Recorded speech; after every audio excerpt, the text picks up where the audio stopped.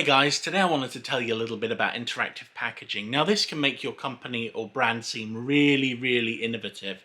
So a couple of examples of this might be back in the day when I was growing up, we used to get these cereal boxes.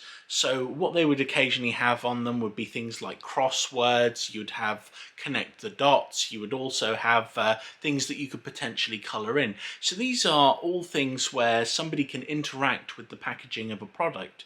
And you can also see this in things like, for example, the Japanese also have a drink called the Sangria Ramune, which I really like, by the way. And what this is it's also it's like a marble lemonade. So what you do is you take the drink, you open it by taking the top off, you pop the top out so that you can smack it through the top of the bottle, and a marble will go directly into the bottle and it will make a nice little sound.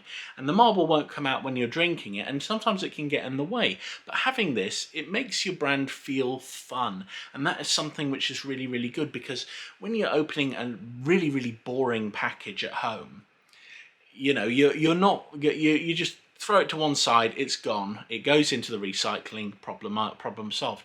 But if it's something that you can interact with, you have a positive psychological experience from it. So that can be really good when it comes to your brand, because people who are having this positive psychological experience when they're opening their packages, other companies aren't getting that. So it's definitely something worth considering. Anyway, hope you have a lovely day. You take care. Bye.